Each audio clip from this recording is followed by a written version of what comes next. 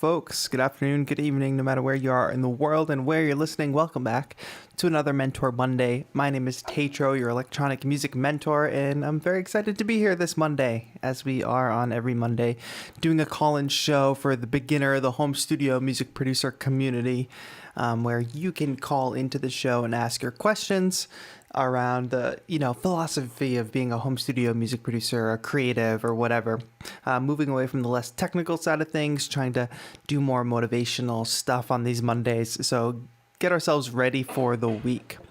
Like I said before, you can call into the show, and I've actually just dropped a link in the chat, which if you follow that link, you'll be put into a waiting room, and then I will take calls one at a time. There's no need to be on video. It's just audio. Nobody gets shown on stream or anything. They will just hear you, and I'm excited for today. We already have 5 folks waiting on the line, so if you want to jump in, I suppose you should jump in now. And who do we see in chat today? I see Carlos Pineda. What's up? Jada, Pascal, Samuel Messiah, Kyle, MCNO, the Mini Rockers, Sky Silver, Spencer Perkins, my dad is watching, Bueno, Diane is going to catch the replay, but Diane, get some rest. Hope you had fun at work. Yusuf is here, Diamonds Forever. Darren James, welcome to Mentor Monday. What's up? Surjith, what is going on? Oh, my mom is just happened to show up. Well, you weren't here at the beginning, but that's one thing. It's fine. Alex Rualt. Sorry. Rual. I would love to know how to pronounce that. That's a little bit like my last name. Who did I miss? I think I got everybody. Anders, what's going on? Charles, hello. Bart. El Reno, Gabriel, Bad Manny, Dylan Wakefield, Diamonds Forever. I already said that. Sergio, Enrique. Yeah, what's going on? Oh, first time on Mentor Monday, Enrique. Nice. I forgot to post a swipe up on Instagram, so if you all want to spam the chat real quick, we'll do a swipe up. So basically, I just need you all to type in swipe up, swipe up, swipe up on the chat. I do my little Instagram thing, and then I tell the folks to swipe up and join. It's how we get the word out about the show.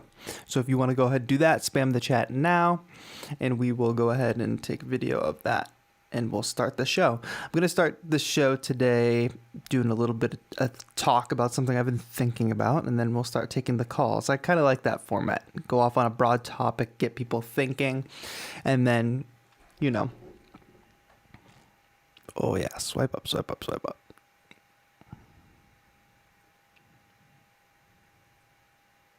Nice. Good job, folks. All right, we did it. I'm bad at answering DMs. That's the thing about this show is I'm super bad at answering DMs. Like I just get overwhelmed and I can't necessarily type out everybody's answer. But you can call in every Monday, so you can call me now. That's what we got to tell people. And you guys told them to swipe up, so we just put the link, and then we are good to go. All right, but how is everybody? I see lots of folks turning up this Monday. It's very, very good to see. We had 7 in the waiting room. Get in now so we can make sure we can finish this in the hour. Pretty sure I take all the calls. I usually don't leave anybody hanging. But it's great to be here. All right, what are we talking about today? There's been a thought in my mind recently about subjectivity in art and subjectivity and being an artist and being a home studio music producer. And I'm thinking about this as I'm creating my own music and, trying to focus in on my style and trying to relate it to other people's style. And it's this other thought about subjectivity. Usually when we think about, subjectivity, like you can't really judge art because some people like it, some people don't. If it's your art and you like it, that's great. It's subjective. If you think about it in reverse, though, because I know from the calls, I think a lot of folks are putting pressure on themselves to make a certain kind of music or to make a certain quality threshold or whatever, which is good to have. You should have a quality threshold. But a lot of people are being held back by, their own perception of their music.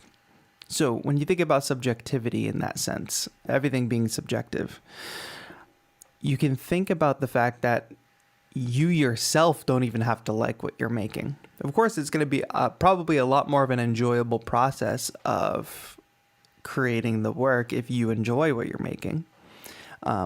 But sometimes you might enjoy the process and not enjoy the end product. And if you can be real with yourself and ask yourself, is there an audience who actually enjoys this? Like, is there an audience who listens to this? Like, it could be, think of a genre that you don't normally listen to that you just end up making one night. Then it takes away like your ego, because we're constantly judging our own music and our own work, and we're just like a test audience of one.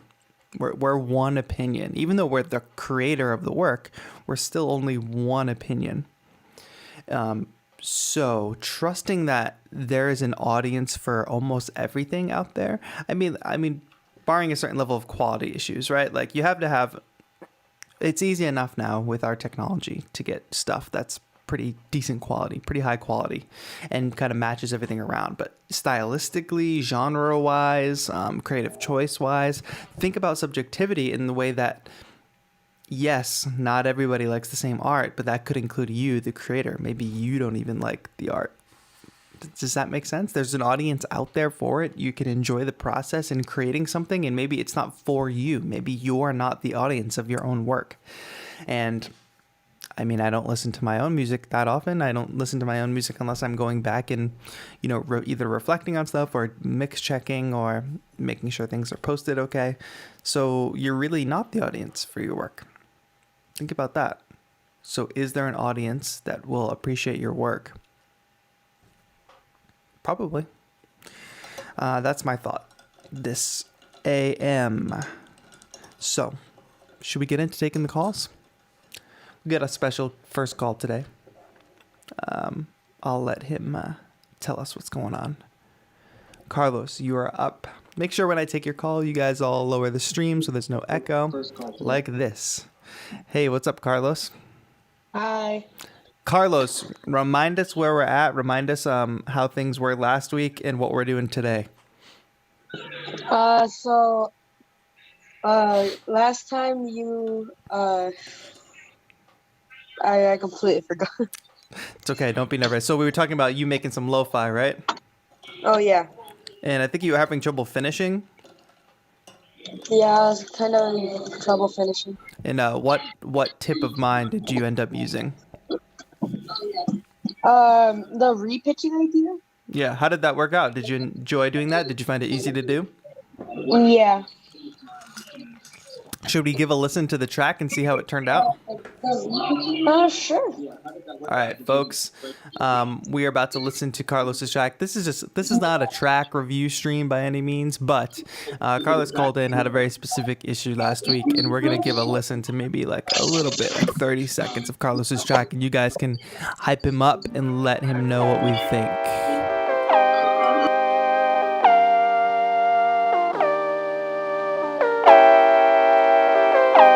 We can hear the repitching, right? We can hear that lo-fi.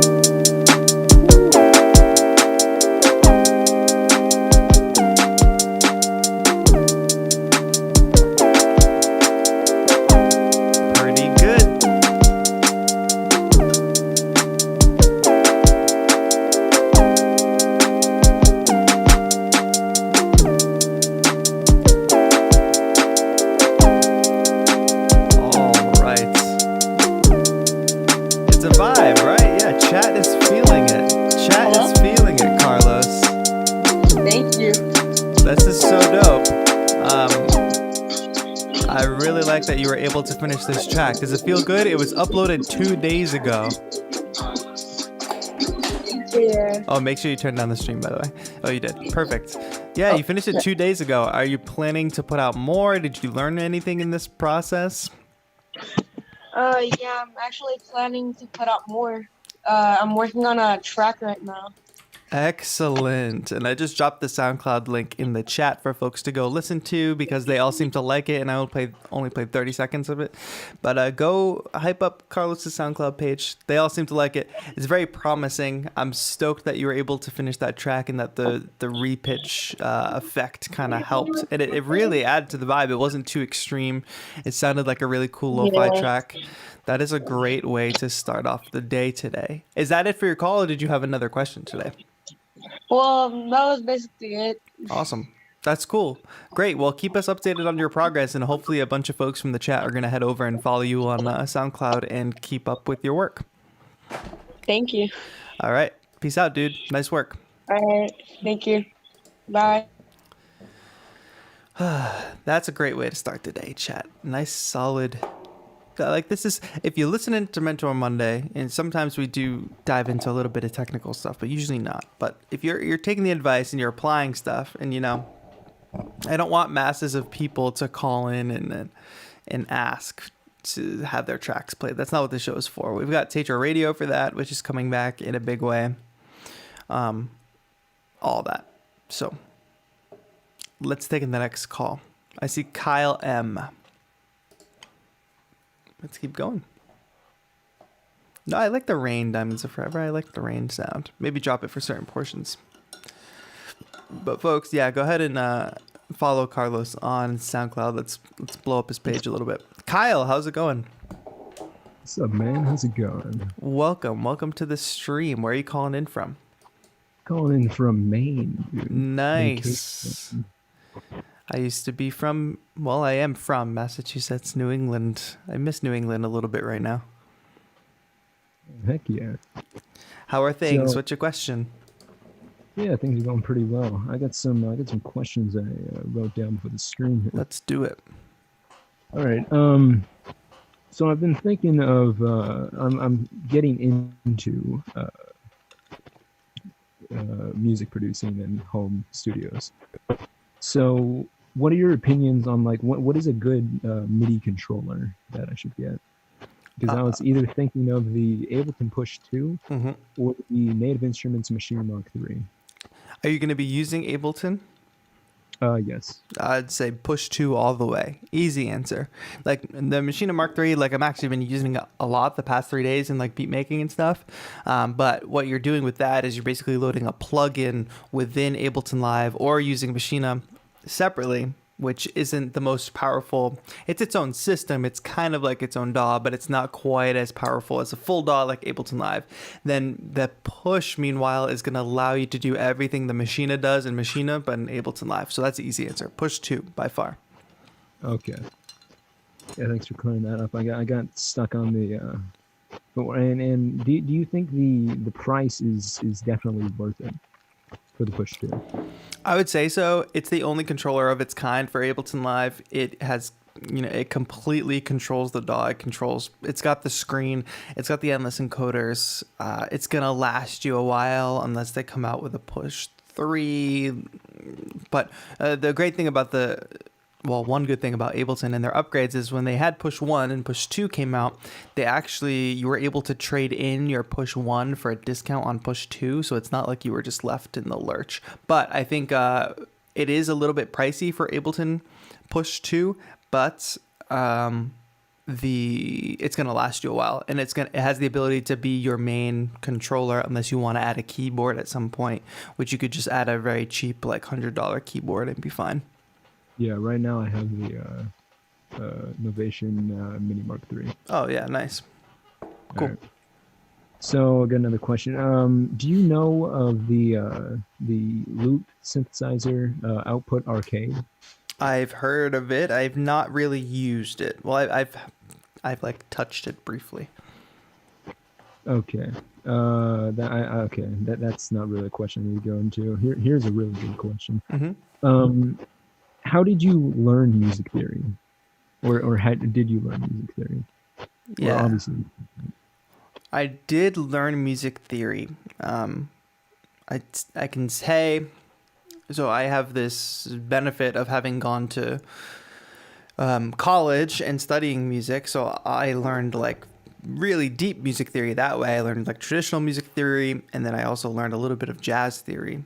Before that, though, I was making music way before I went to college or anything. I was always in like school band, and I was taking music classes. Like I was basically the music guy in school. That became kind of my thing. And actually theory was always my least favorite part, but I always had a base knowledge and understanding of it. And the way I came to understand theory in my younger years, super like going head on into studying it in college, was I actually learned a lot of cover songs. I learned to play a lot of other people's music, either recreate it in Ableton Live or play it on guitar or play it on keyboard.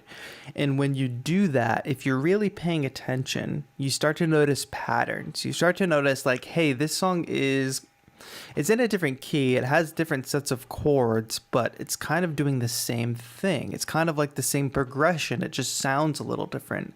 And when you start to notice those things and you're like, hey, that's because this whole thing is a system. So if I'm playing, for chord progressions, right? If I'm playing 1, 5, 6, 4 in the key of C, and then I'm playing a song in G, I'm also playing a 1, 5, 6, 4 chord progression. They're just different chords. And learning those covers and learning other people's music and really diving into like different genres and hearing things, you start to see patterns. So my brain, before even studying music theory properly, had this base understanding of this musical system because I was learning a fair amount of covers and music that I could see the similarities and I was paying attention to that system. So that was my very base level of like learning music theory and then also training my ear so that I really didn't have to like read music or anything. I could basically just hear stuff and play it back or find it on the keyboard or find it on the guitar. I really like paid attention to training my ears that way. And then once I got to college, it was actually, dissecting scales and keys and things like that. But if I had to give advice to anybody who's at home and not about to go to college for music, which I don't know if I would recommend, I would say learn a bunch of songs, but don't just learn the songs, pay attention to what's going on and really listen. So yeah, that was it for me. So. Cool. Well, Kyle, thank you so much for calling in. I hope you do so again in the future. Okay. Thank you. Peace out, dude. Yeah, we keep coming back to the idea of music theory on this show, and it is important, and it's not necessarily that you have to go to school for it. You just have to actively pay attention to what you're doing and what you're creating or what you're learning, especially if you learn other music. Learning other music allows you to come up with things that you can copy, good artists borrow, great artists steal, right? But once you learn enough music, you realize like you can't copyright a chord progression, so you're going to see a lot of songs with the same chord progression. Once you do that, once you kind of start to notice that, you say like, okay, all these songs have the same chord progression, but they sound pretty different and they're all pretty successful. So what's actually making this music different? What's actually making this music exciting? How can I just listen to different songs that have the same chord progression and still enjoy them? It takes away that pressure of like, oh, every song I have to write has to have a different chord progression or this different element, when really there's so much more to music than just that. I see some other folks in the chat that I didn't say hello to. Drillbit, what's going on? Nick Lovin is here. Hagada is here as well. What's going on? Events V, hi, welcome. We're going to keep rolling with the calls today. If you don't know, you can call into today's stream. For those of you just tuning in, I'm going to go ahead and drop the link in again, if I can figure out where it is. Oh yeah, the invite button, copy link. I do have a few people waiting, but if you all want to join the waiting room, I will take your call as it is received. I appreciate you all for being here. Matt Watson from the UK, what's going on? Korean Jesus, I'm good. How are you? Thank you for being here.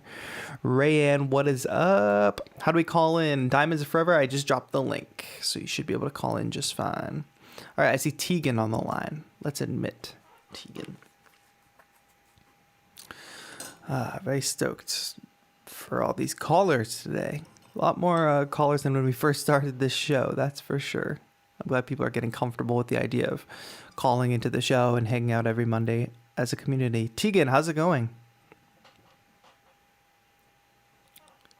Hello, Tegan, can you hear me? It says your mic is on. Oh, Tegan is typing to me in this chat. That's what I like to see. Hey, Tegan, make sure your mic is turned on or turned up. Seems like you can hear me.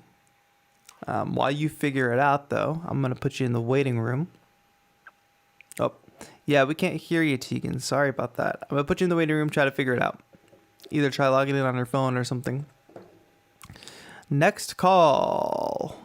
Let's see who's going to call in. I got my two little guys here. Samuel Messiah. What's going on, Samuel?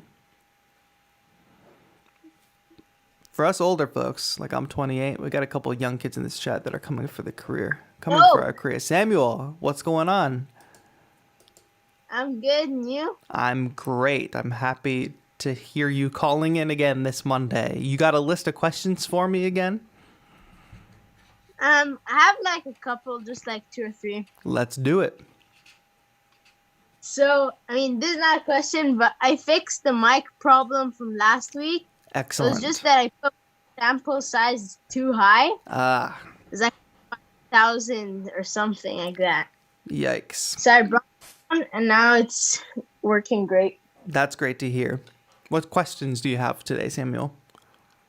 So I was browsing Amazon for like an affordable mic, Mm-hmm. and I mean, all the ones here have now been reviewed. They're like really like you can't really know how they perform or anything. And then I found the newer mic. Yep. Newer, the brand, Yeah, yeah. that one. I'm thinking of getting that, but I don't have an audio interface, so I'm gonna have to use the XLR to 3.5. But I What? found these Don't things do that. called sound cards. What did you say? What was it Where you- called? Huh? What is it called? What did you say? Sound card. Sound card. Yes. A sound card and an audio interface are the same thing, basically. Oh, okay. So, I mean, it works. It should work. I get scared about you saying that XLR to 3.5. I don't think you should do that. I think if anything, you should get a USB condenser microphone if you're not going to get an interface. Or you should get a cheap interface and a mic. Problem is here, there's really nothing that's cheap that's not XLR.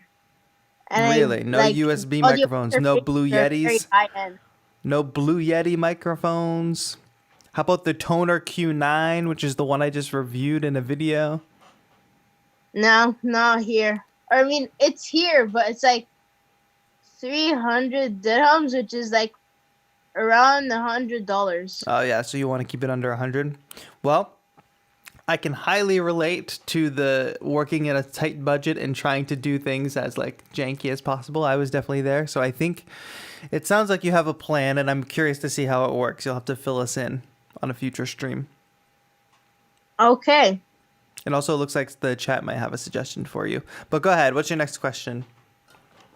Well, that's all I think. Oh, I found this really weird thing.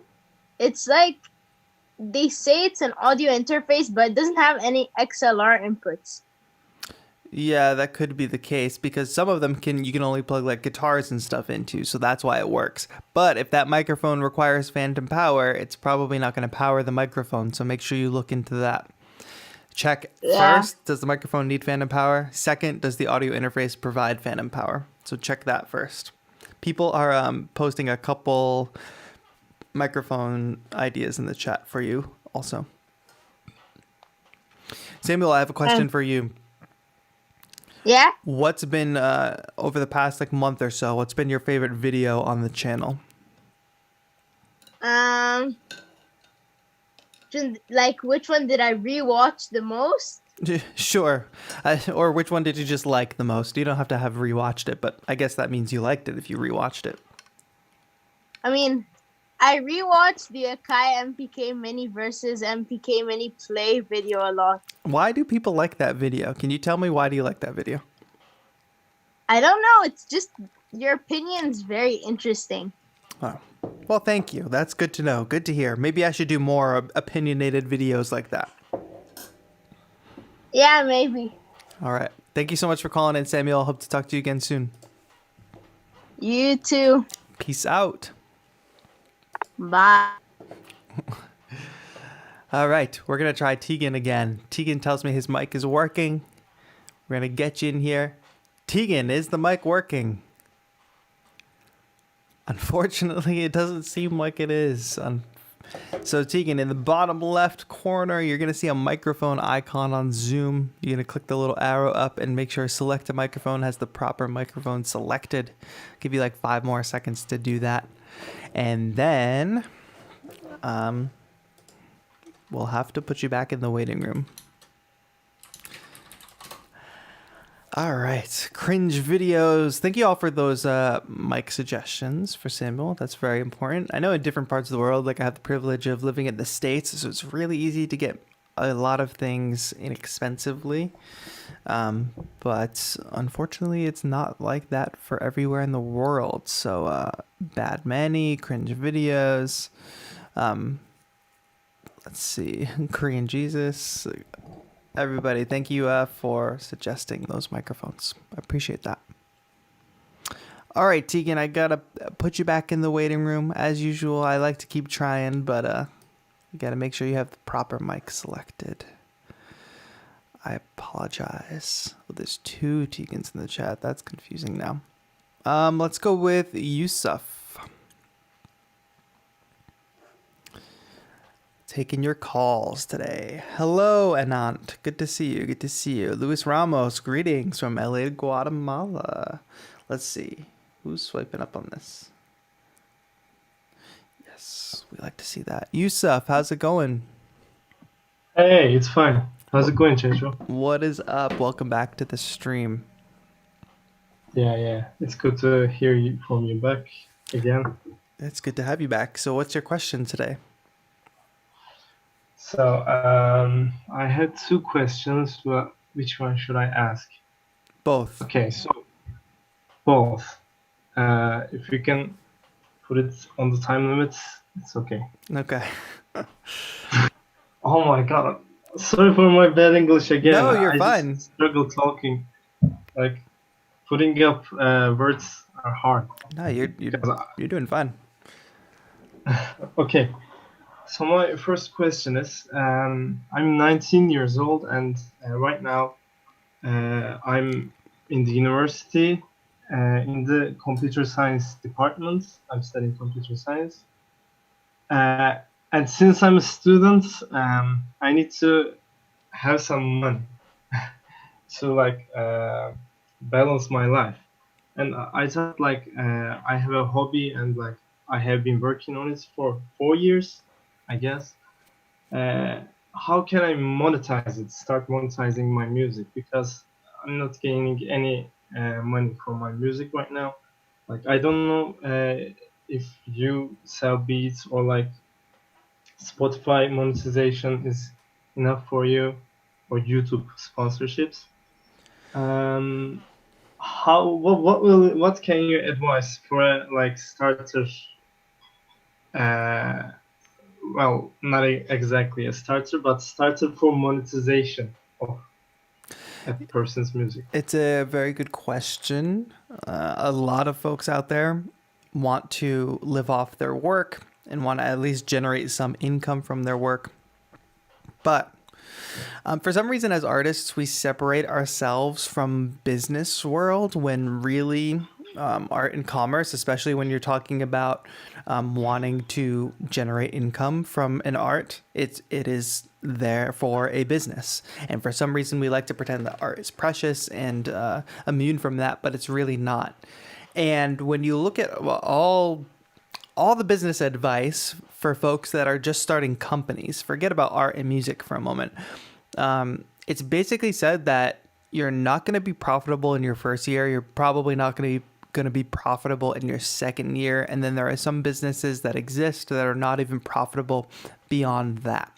So don't put the cart before the horse in music and think that you're going to instantly start generating revenue. That said, my main platforms are Instagram and YouTube currently. Those are the 2 platforms that I use the most, that I have the biggest following on. I have much smaller followings on things like Twitter and Spotify and things like that. So Spotify income is near 0. I get a decent income on commission for when folks use my DistroKid link, and then I get some streaming revenue, but literally per stream, it's something like 0.0000017 cents per stream. So that is not a money-making strategy. It would be absurd. The only strategy there in getting your music heard and generating income off of that is getting listed into a very popular playlist, so you get millions of plays, so that 0.000 whatever cents per play has a higher chance of, after 1 million plays, whatever that equals, somebody can do the math. So that's a tough way. That's like buying a lottery ticket kind of way of trying to generate income. Very low chances. Very, very low chance. So like But you don't possible. want to put your effort into things that have very low chance of paying off. That doesn't make a lot of sense. You don't want to spend all day buying lottery tickets because you don't know if you're going to win. But a lot of being an artist tends to have that element of you don't know what's going to work. But what you can do is continue to try things and find things that work. I say you're pretty young to think about generating an income, and it's not something you can do fast. So embrace that fact. There's nothing I can tell you today that's going to make you start generating income tomorrow. What I can tell you is that my major income sources in terms of, TAETRO, the TAETRO brand, are YouTube ad revenue, video sponsorships, and Amazon Associates. I don't think I'm leaving anything out there. And then I do some other like commission work where, I make great beat videos and a couple people have, just different contracts creating beat videos for other companies and for people. So that's an income stream. YouTube AdSense, now it's a lot harder to get YouTube ad revenue. You need a certain amount of plays and a certain amount of watch time. But that can only be done if you start making videos. If you start making videos and putting them out and sharing your opinion. And that was my basic thesis on creating the YouTube channel, is sharing my knowledge, sharing my opinion. People tune in like they do today. And then YouTube puts ads on that, and then they send me a check every month with some ads. On top of that, one more level is every time I use a piece of gear, you'll see an Amazon link to it in the description. And those are affiliate links, meaning that if people click on them and they start using Amazon after that, whatever they buy on Amazon off of that link, whether they buy the linked item or whether they go and buy dog food, I get a commission from that. So all these ways that folks can interact with my content where they never actually have to spend any money. All they have to do is interact with the content and go about their daily business. And that generates income for me. Also, when you're young, teaching is an amazing revenue source, especially if you are if you have a certain a level of instrumental or even like music production skill. Teaching is highly underrated. There's always kids, especially if you're 19, right? Like your major student population is going to be younger kids who are just getting into it. But there's nothing wrong with charging hourly for lessons and teaching that way. But don't get caught in the trap. This is the way to end this piece of advice. It's a cautionary tale.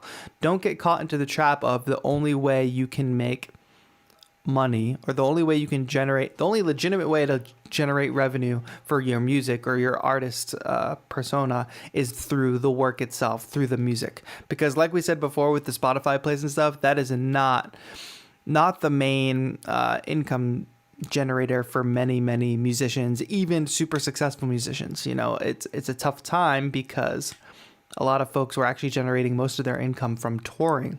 And you can imagine that the pandemic has greatly affected that. So people are struggling to figure out how to generate income.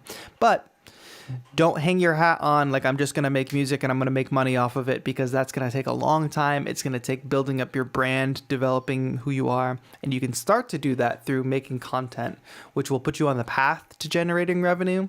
But it will not necessarily generate revenue tomorrow. Not only that, you'll learn a bunch of skills. So the beat making videos that I make that actually earn me a significant amount of income for other brands, I would have never learned to do that if I didn't start making videos for myself, and that was unpaid. I was basically training myself, unpaid training.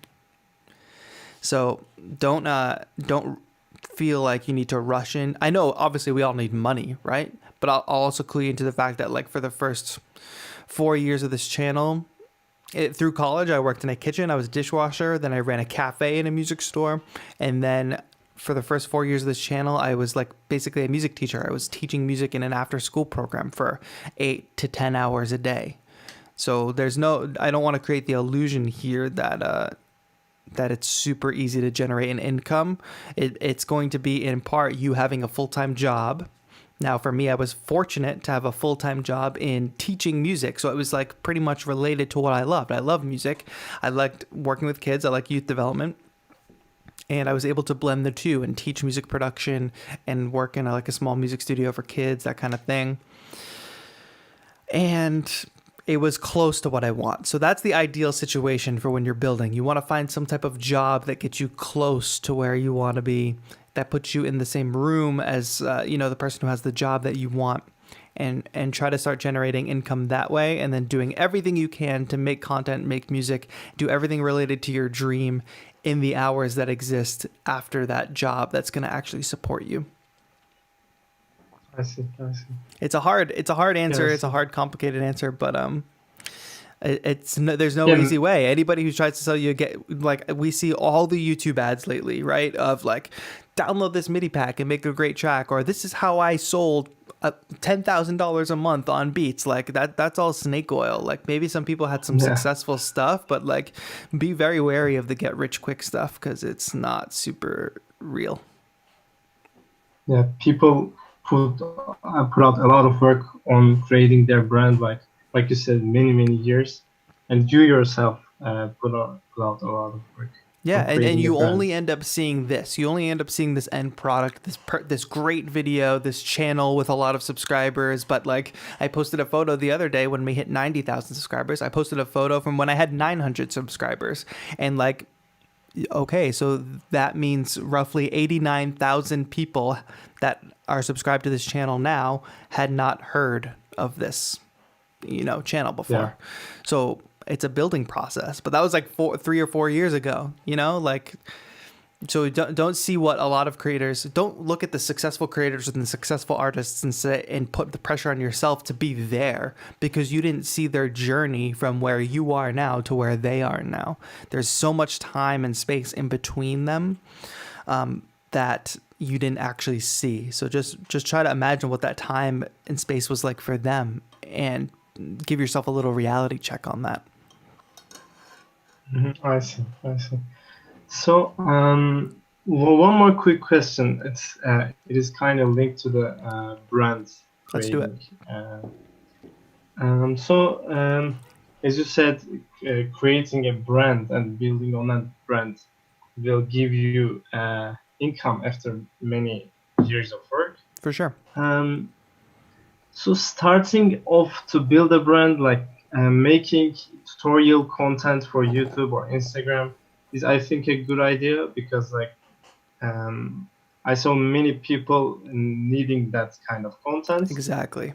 But I wonder, so in Turkey, I live in Turkey, there is not much content for like, I don't know, Ableton beat making or music making tutorials. Yep. But if I create only Turkish content, I would like choose a specific audience that is not too much.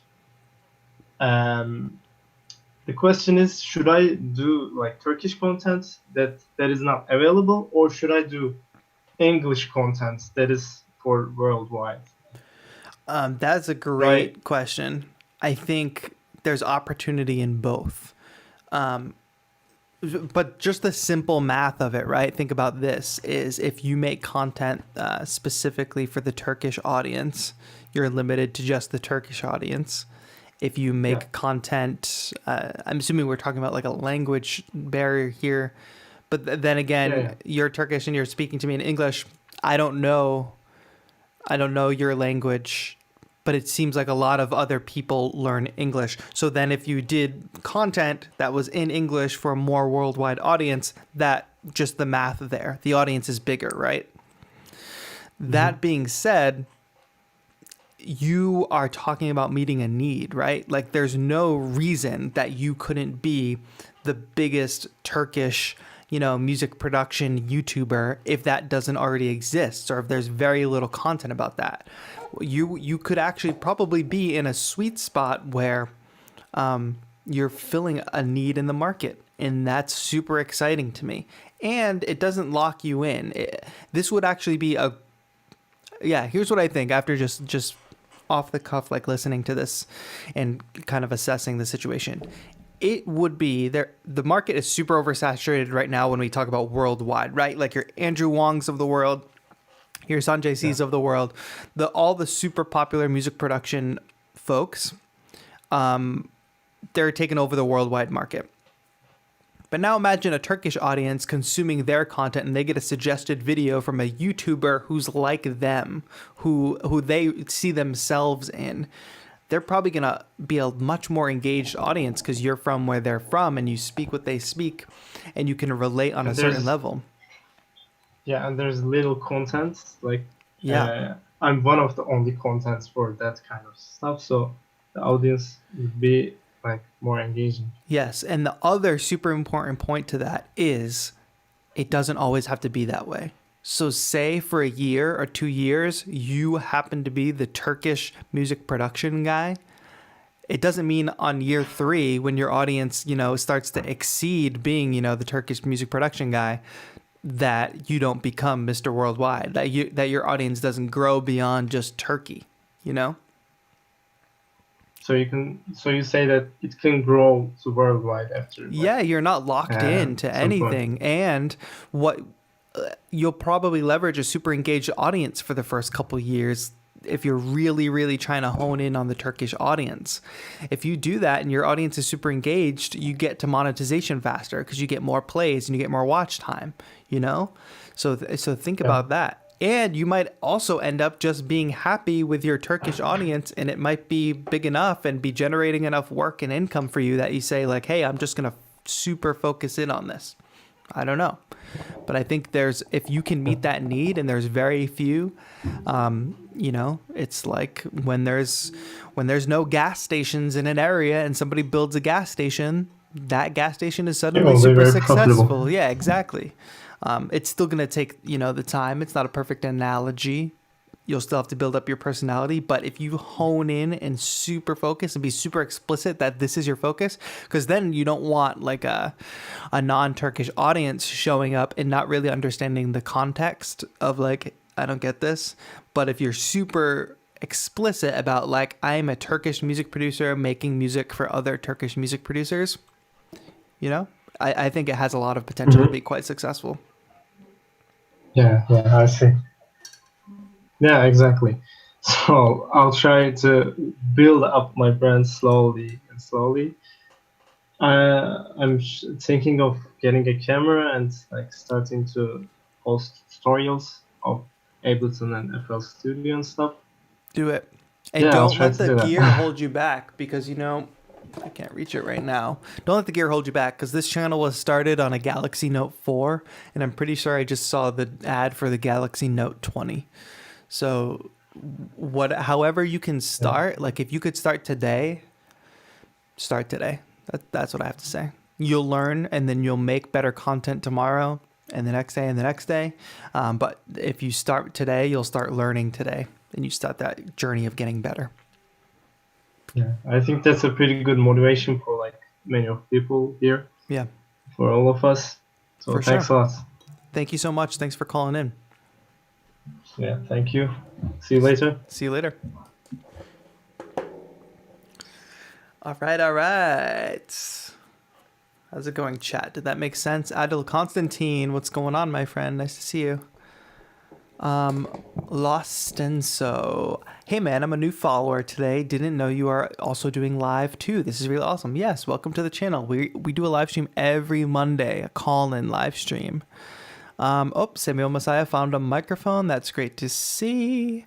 TV Noronha. Nice to see you. Shrinkat.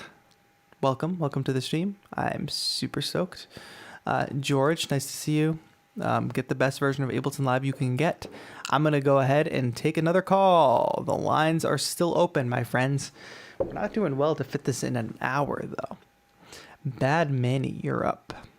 Hope folks are paying attention. Bad Manny, what's up? Hey, I'm fine. What's up? What about you? I'm chilling. Where are you calling in from? I'm calling from India. It's a long way. Long way away, but somehow we're connected, and that's kind of a beautiful thing. Yeah, means like the day I saw your videos, I was just like, yes, this is the guy I want to learn from. Thanks so much. Do you remember what video made you say that?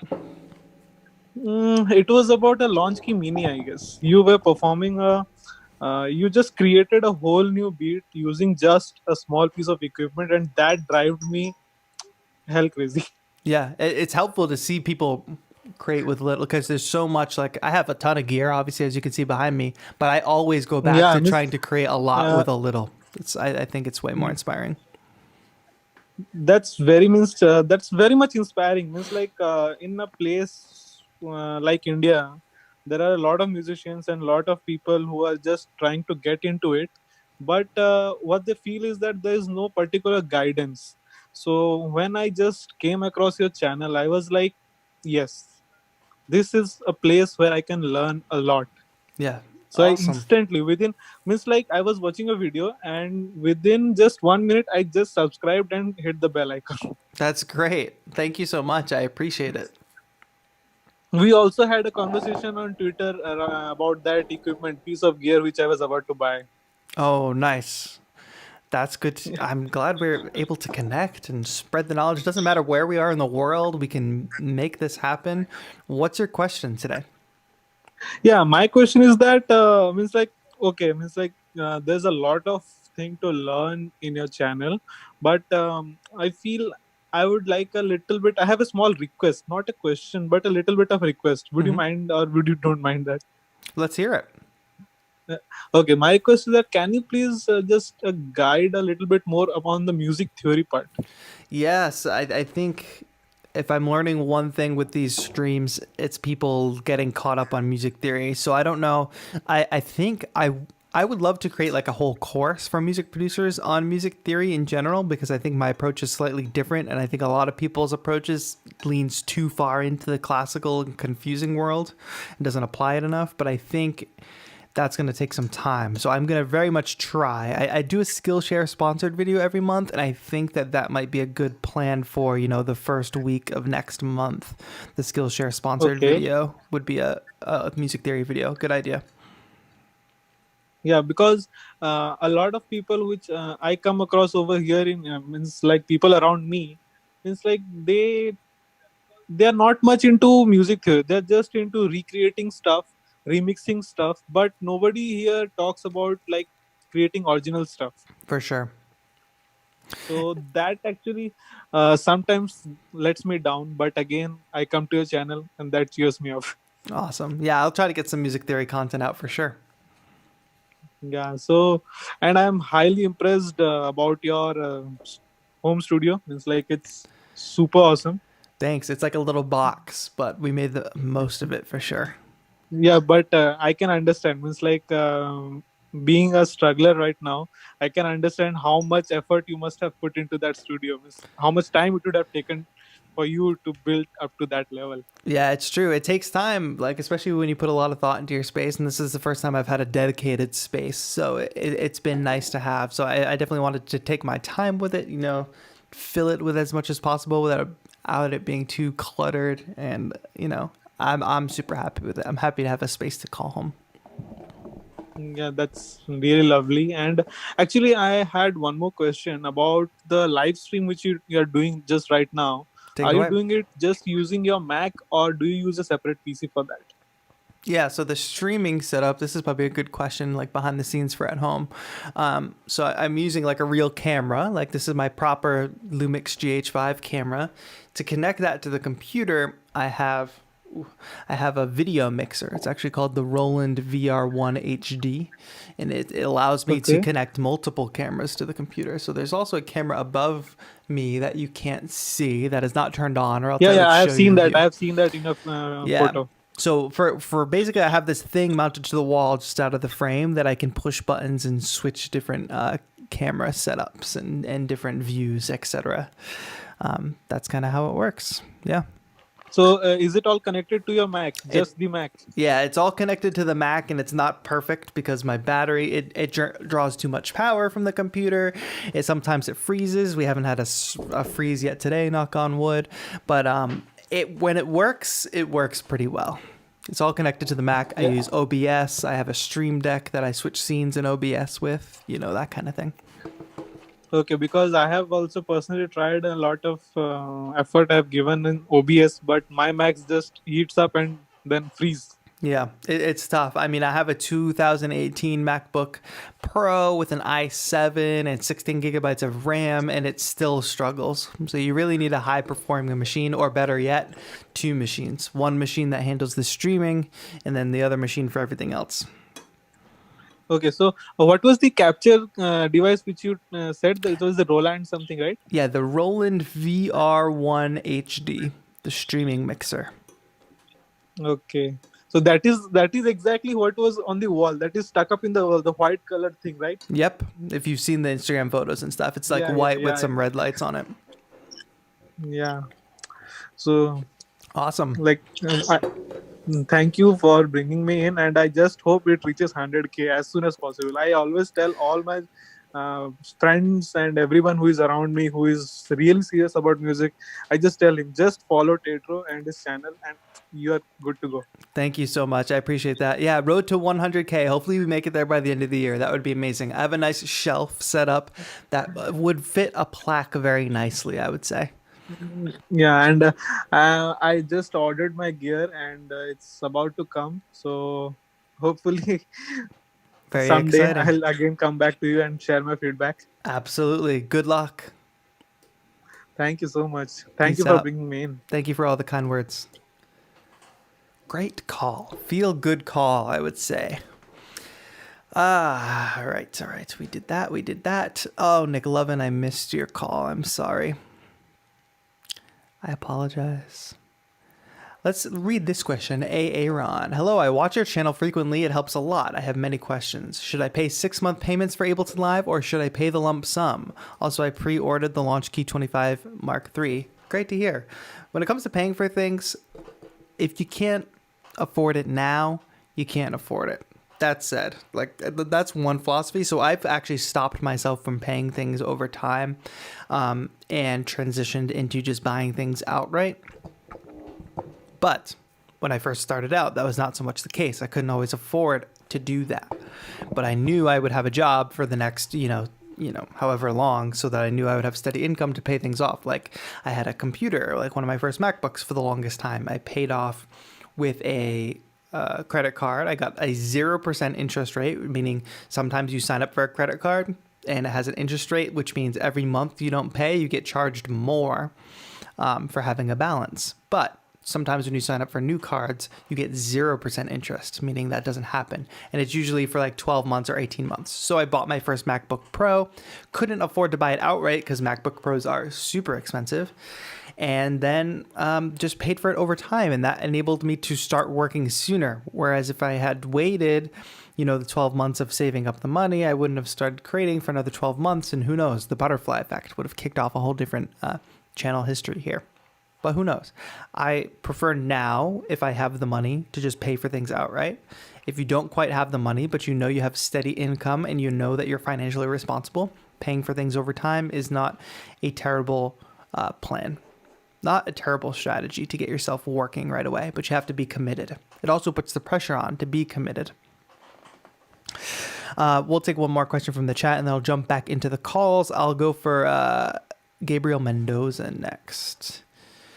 So Bernard Patrick asks, huge fan. I see your keys are MIDI keys. Is that by choice, or does that ever make you feel hindered when making beats? I'm so used to using MIDI keys now that it never gives me a problem. I also have pretty large hands. I don't have anything. This is an iPhone 11 Pro Max. This is my hand, so you can kind of see. And I don't have any problem with MIDI keys. I kind of laugh at people that say, oh, my hands are too big. Well, no, very few people have bigger hands than me that I've met. That said, playing full-size keys is a totally different feel, and it's just a decision you have to make for yourself. A lot of people ask me, should I get the mini or the full? Like, you have to make that decision yourself. I like being able to throw a keyboard in a bag. I like to be able to grab my keyboard and go over to the couch, to the bed, to wherever I want to make music and just make it. And I just have a thing for like small gadgets. Here's my Nokia phone that I bought for no apparent reason. I just have a thing for small gadgets. So I like the MIDI keys. That's my thing. You have to decide for you if it's your thing. For now, let's jump back into the calls, but that was a good question. Gabriel Mendoza is up. Gabriel, how's it going? Hey, it's been fun. How about you? I'm doing well. What's your question today? I was on Instagram before I tuned in into the stream, and I saw the post that you posted about like continuing, about not giving up, For sure. about that kind of stuff. And actually, yesterday I kind of had a panic attack because of that. I mean, like as you I mean, I think that as you have seen, I have been following you for Yeah. quite some time, and I've been trying to start to produce like lo-fi beats and kind of another beats that I have yet Great. to finish and all that stuff. But yet I have my band, and I have to create all of this drum parts and write them, and um, kind of that thing connects with what you wanted to talk about in this stream, which is the subjectivity about music. Like, you maybe like some kind of music, but to other people, it won't. And how would you connect that to kind of get that subjectivity, not all, not take it off, but yet try to mix it and to spread it as much as you can, and to connect with as much people as you can. It's all about finding your tribe, like finding that audience. Where does that audience hang out? Where does that audience live? How do they consume the content that they consume, right? Because think about lo-fi, for example. How do people consume lo-fi music? For example, I've seen a lot of lo-fi music just for concentration, studying, working from home. Absolutely. Like that's the situation people are listening to that stuff in. So you see a lot of playlists, right? You see a lot of study playlists, relaxation playlists, stuff around that. So if I was going to try to build an audience around that, if you think about all those elements, relaxation, study, chill, you could end up, what you could do is you could approach all these people who make playlists. You could find some smaller playlists, so you can actually hit people up on Twitter or on Instagram, whatever, and send them your tracks and say, hey, would love to, get on your playlist. You could do that. And if you email 100 playlist owners, maybe one will get back to you, maybe two will get back to you, maybe you'll be lucky and five will get back to you. But every single one that does get back to you means you could have potentially new listeners. So you want to meet the audience where they're at, basically, get on those playlists where everybody's listening to this stuff. But then it's also like, could you build a home for this audience yourself? So if we know that people who listen to this music are super into chill, relaxation, study stuff, could you then build an Instagram page where you take really amazing photos that capture that vibe, that capture the relaxation, the chill, the study vibe, and build an Instagram page specifically for that audience? It could be completely removed from you as a person. You could just take photos that you're never in and somehow embody all those elements. And then maybe every 5 posts, you take a nice picture of the rain falling outside your window or a nice video of it, and you play your track behind it. And then you tell people, oh, you can listen to this track on Spotify. So now, instead of being an artist page saying, listen to my music, listen to my music, listen to my music, you build up a page that the audience who enjoys the type of music you make would actually like to follow. So it's a very like subversive, subliminal way of marketing, but you're really building your something for the audience specifically, rather than just hoping people will listen to your music. Because what we all know, keeping with lo-fi and chill music as the example, there's millions of artists out there. There's even a ton of playlists out there. Could you become a playlist owner? Could you build one of the most popular lo-fi playlists and then put your music on it? You absolutely could. It's going to take some time, but that's a very viable avenue for you to go, is start making your own lo-fi playlist and curating it. And maybe every time you release a track, you put your own track at the top of the playlist. Nothing wrong with that. So it's about like figuring out what your audience likes, where they hang out, and building something that's really for them. Whether you want to build the place for them to hang out, aka build the Instagram page that embodies the lifestyle that they aspire to, or build the playlist that they listen to. And then you could also just, instead of building the place where they want to go, you can go to the place where they're already at, aka DM 100 lo-fi playlist owners per day and try to get your music on those playlists. That's a ton of work. That all is a ton of work, but that's kind of what it takes now. Like if you want to be, one of the successful lo-fi beat artists amongst a sea of thousands of lo-fi beat artists, it's obviously going to take a lot of work, and more work than the average artist is willing to put in. That's how artists become above average, by doing more work than the average artist. Well, yeah, and actually I was thinking about also how with this pandemic, networking important is, and how nowadays we can do that. We can like get to work into that networking, because it's more difficult because we cannot like go into public gatherings and stuff. And one of my last question, it's just how do you, for you, how was it inspiring, or where do you get that motivation to either make a beat or just continuing to do what you do? Like how was that for you? I just have an internal drive to create things. I'm a big media consumer. I think a lot of people create art, whether it's music, whether it's film, whether it's visual art, whatever it may be, and don't consume a lot of art.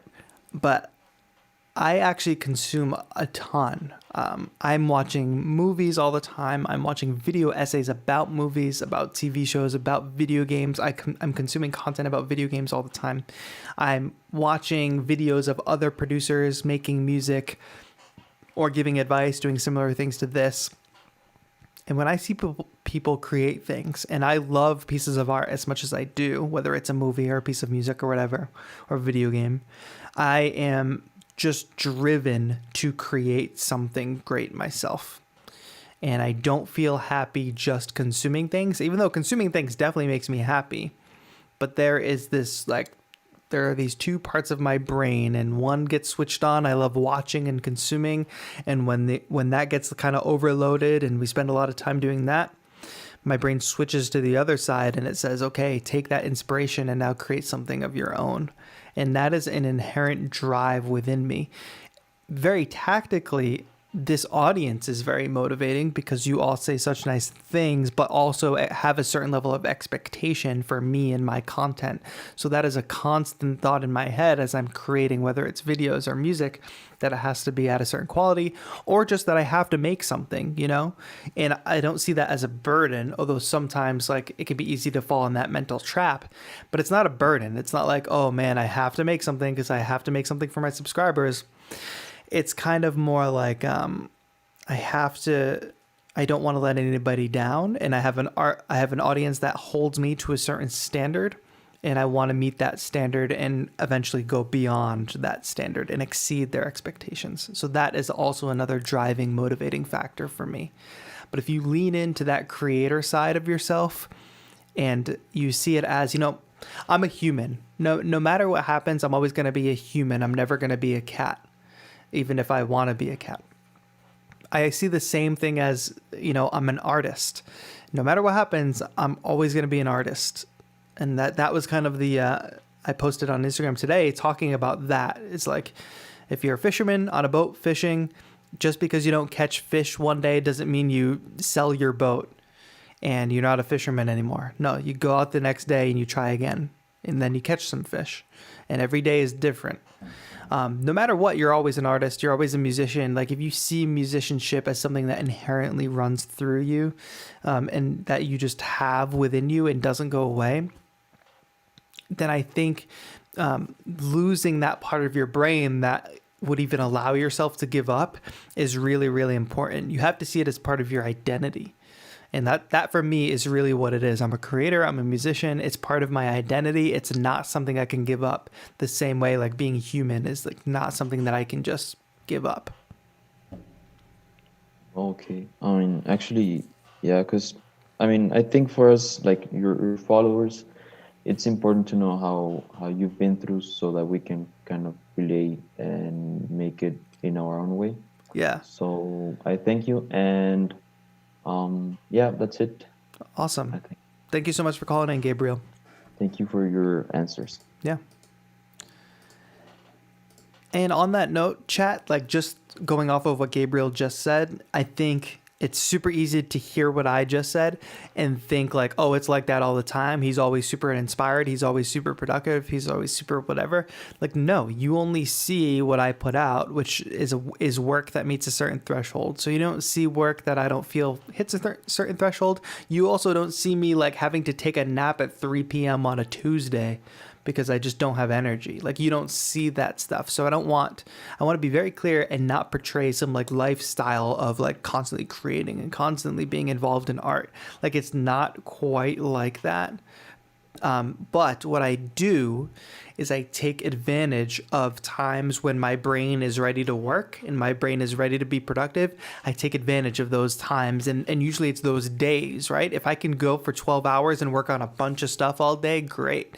If I'm on a certain day feeling like at 3 p.m. I need to sleep until 7 p.m., I do that too because I trust myself that I'm going to have another, spurt of energy and feeling like I can work. So there is both of those things, but obviously you don't see the weak points, the times of little energy.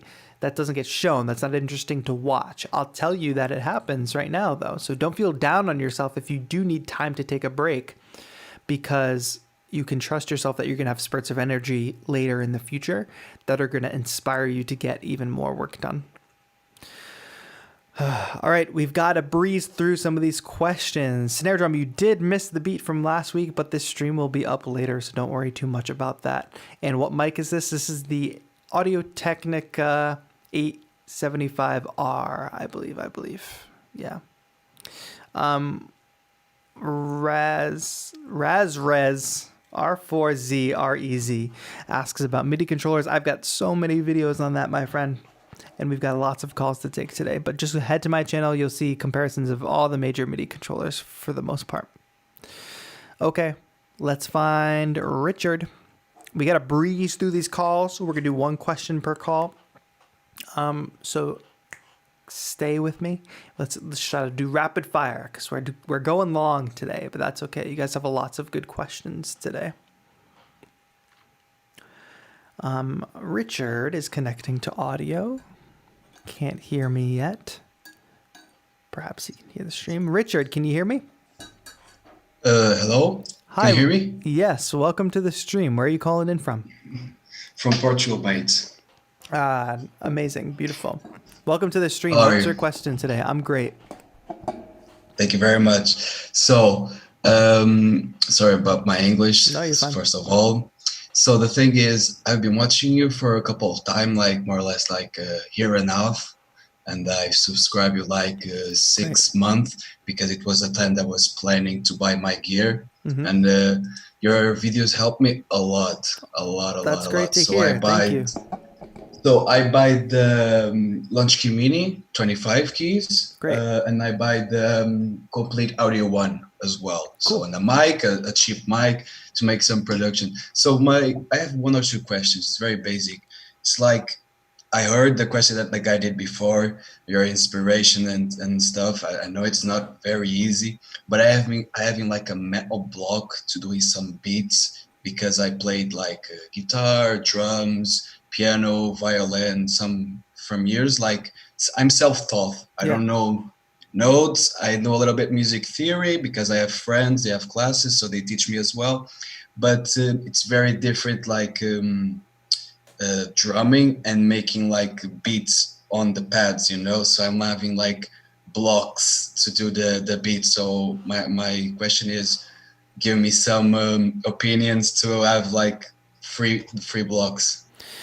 Yeah, I think one thing you can do, like transitioning from being an instrumental player and like playing in bands and, you know, playing in groups or, you know, it's Yeah. transition to creating something of your own. So you have a blank page. You go from having a page full of stuff to kind of play off of, and then you sit down to make something new, and it's a blank page, and that can be jarring for a lot of people.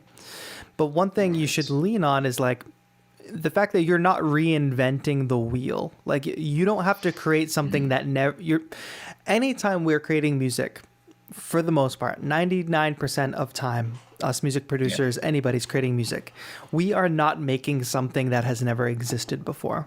We are making a drum pattern that undoubtedly somebody has used before. We are writing a chord progression that there is no doubt somebody has used before. A melody that there's some combination of notes somewhere that are very similar, you know? And once you unlock that, you get rid of that pressure of making something new, then you can start to think about, okay, what music do I love? And what are some elements about it that I love? The way you get around just copying the music that you love is you draw influence from a bunch of different sources. So you say like, I really love Flying Lotus's drum sounds great. Okay, I really love the way Nick Mira uses guitar samples. Great. I really love the way Zed has clocks ticking in his music. Great. And when you combine all of those things, the Flying Lotus drums, the Zed clocks ticking, and the Nick Mira guitar samples, suddenly you have this combination of ingredients that is a whole new recipe for who you are as an artist. And that's like a really simplified example. But if you have enough influences and you're really deliberate about what you take from each one of those influences, you will create something new. And it goes back to that blank page idea. Now you're not starting with a blank page. You're saying, I like Flying Lotus's drums. This is what makes his drums. This is the kind of pattern he uses. These are the kind of samples he uses. Boom, I'm locked in. That's how I'm making drums. Nick Mira uses acoustic guitar samples. Great. I'm going to go find some acoustic guitar samples. Oh, they're also usually in a minor key. Great. Let me find ones that are in a minor key. Oh, he usually pitches them down or makes them sound a bit lo-fi. Great. I'll do that. Now you don't have a blank page anymore. You have all these ingredients and it's just up to you how to mix them together.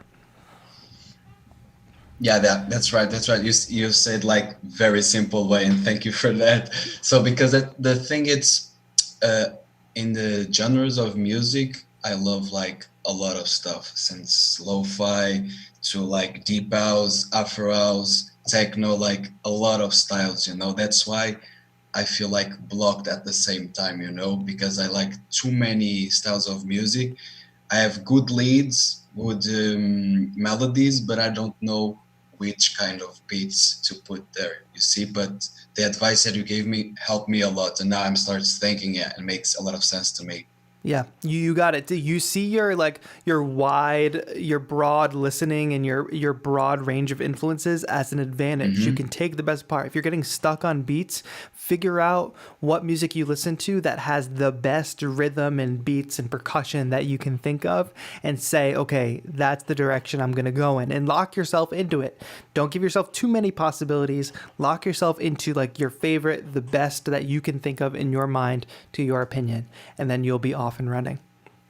Yeah, and the thing is, your tutorial videos and other videos, by the way, my favorite video, it's your birthday video, the live stream. You did like the old beat. Trust me, I put sometimes like doing my stuff over here, and I put the old video just to hear the music. Was really, really good, by the way. That's amazing. Thank you so much. Yeah. No, the thing is, the guy before me talked and asked a really nice question, and I have to say, if you like, this is like just an opinion. If you start like how I said, I don't know if you do like that in Patreon, but for example, take a couple of person they have like the same doubts or more or less, you know, and like for a month, like one time a week, 2 hours, I don't know, they pay to have like personal lessons with you, because I see a lot of in the chat the people is talking but they are not subscribers, you know, but I think they would pay if you like private lessons, let's say, you should think about that. I think it was a good investment and make your name more larger, and I think you'll grow even more for there because like the guy from India said, your contact it's like the same, but you talk in a different way. All I right, appreciate that's that. why a lot of people like, no, this guy knows what he's talking about.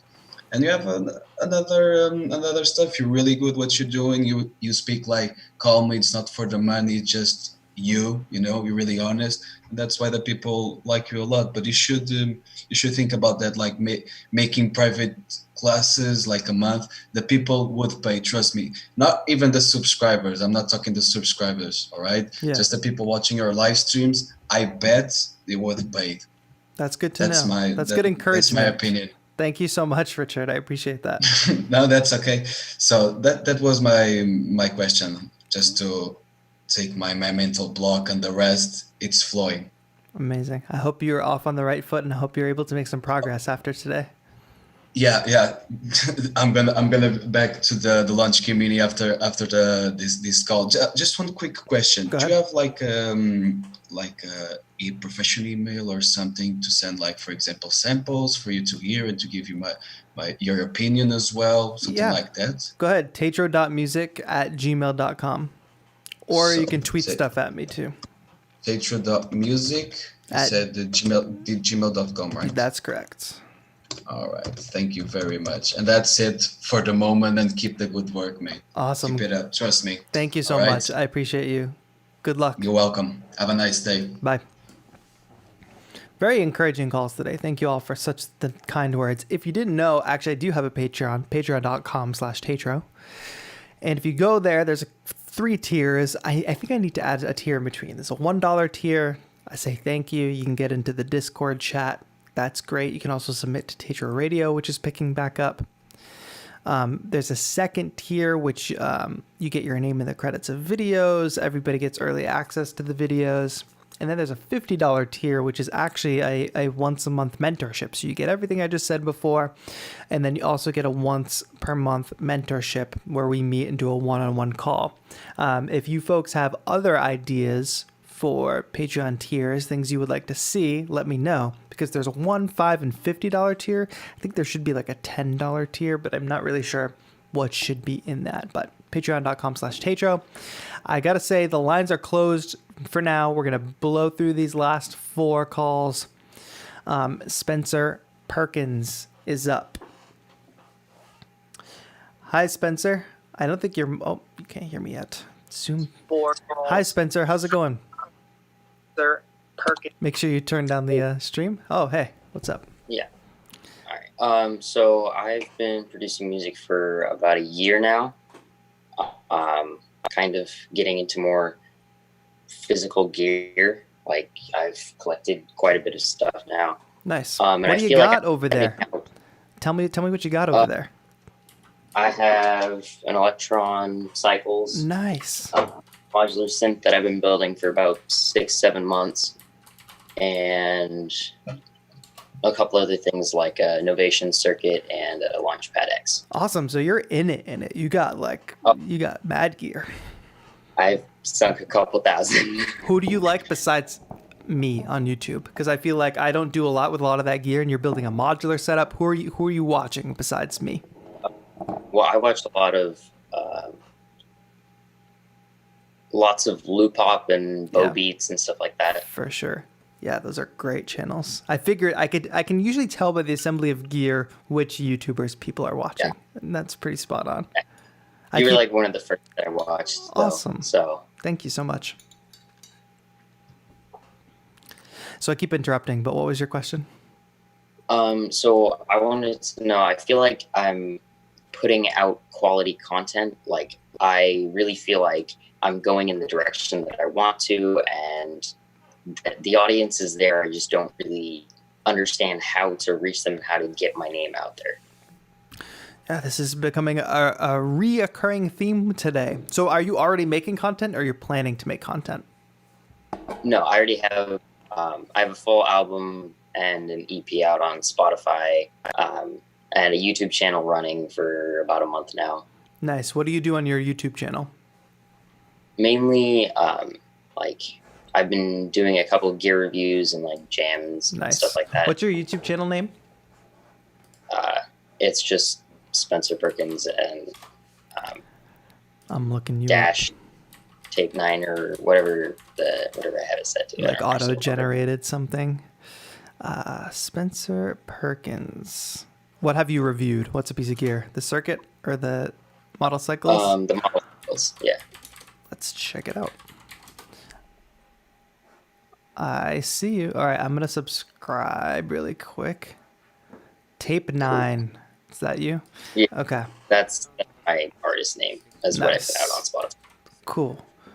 I would, if I were you, change your channel name to just Tape 9 and embrace that persona. I think that that's a really cool name, unless you wanted it to be separate and just do your name, but I would pick one or the other. Chat, I just dropped in one of Spencer's videos into the chat, so you should all go run up his numbers. It looks like you're at 3 subscribers. Let's try to get him up to 10. Chat, can we do that? Just go to that video that I put in chat and let's try to get Spencer up to 10 subscribers. And I like what I see here. So you have the model cycles overview. You're unboxing it. You've got your aesthetic down, which I like to see. He's got like a succulent and some dye. I think like Dungeons and Dragons dye potentially. Yeah. Very cool. What I see, my quick analysis is that I'm seeing a lot of gear and hands, which, you know, if you watch guys like Lupop or things like that, that's pretty much what you see. They've kind of built up personas, but don't be afraid of building up your personality. That is something that will help bring your content to the next level. There's so many videos of just like hands-on gear, you know what I mean? Like faceless hands-on gear. Yeah. If you like use your face and talk to the camera and people can create a personal connection, I mean, that's what we're doing right here. That's what you see in all my content, right? Like I'm always, usually 99% of the time, you're always seeing at least 2 shots. You're seeing the hands-on gear, which people like to see. And then you're also seeing the straight-on shot because that lets people know, okay, hey, that's TAETRO. I recognize him. I've heard him speak before. I can connect with him on a human level. And then the top-down shot gives you the gear. I can see what's happening. I understand, etc. So lean in, share more of your personality, really refine who you are as your brand, whether you're Spencer Perkins or whether you're Tape 9. Give people something to latch onto and a person to connect to. And I think that that will help you out a lot for sure. And you have all this gear, like see what you can do beyond just a jam or beyond just an unboxing. Like have an opinion or have a take or like 5 things I wish the model cycles had, but it doesn't, or 5 reasons I like the circuit versus the model cycles, or a circuit versus model cycles, which groove box should you get? Like really give advice and opinions to people. That ties into the like showing your face and building a personality. The other way to build your personality other than showing your face is to have a very strong opinion, a well thought out opinion, of course, but try to have a very strong, educated opinion that people can latch onto, agree with, disagree with, react to in general. I think you do those 2 things, you'll start to see some pretty decent growth. Cool. Yeah. And you're at 15 subscribers now, so I think that that worked okay. Yeah. And everybody likes Tape 9 as a name. All right, I'll definitely go for that. So, like, I'm trying to get to 100,000 subscribers by the end of the year. When you eventually surpass that, so in December, when you have like 1 million subscribers, you have to give me a shout out on your channel. Is that okay? If that happens, I will. All right, I'm going to be watching, and I can't wait to see your next video. Do you have an upload schedule yet? Like, are you releasing like once a week, same day? I upload every Monday at about 8 a.m. Great. So I'm going to tune in next Monday at 8 a.m. Cool. And I hope to see your face in a video. I hope to see some type of opinion. I hope to see, like, you know, all those things we talked about. All right. Thank you, TAETRO. All right. Great call, Spencer. Thanks for calling in. Thank you. Peace out. Yes. Tape 9 is a dope name, right, chat? Like, you all agree. I like that. Good job, chat, kind of activating the TAETRO army here and going to support these young up-and-coming artists. Here we go. Superman is up. Oh, we only have 2 more calls. Here we go. Superman, what's up? Oh, he can't hear me yet. I always jump the gun on that, chat.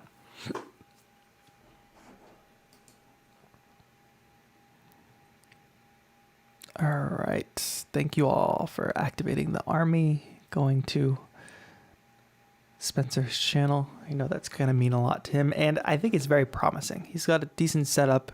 He seems to know a lot. He's putting a lot of thought into his content. Superman, it doesn't look like your mic is turned on. I can see you, but I can't hear you. Make sure you go in that bottom left corner, turn the mic on, select the correct microphone. Might have to select your headphones. Thank you, Rev Sabes. Appreciate you. Oh, now you're muted, so I'm now going to ask to unmute you. We're one step further. You guys saw that? The light just turned out behind me. Yes, and now I can hear you. Can you hear me? Yeah, what's good? Yeah, what's good? Okay, so major. I just saw that.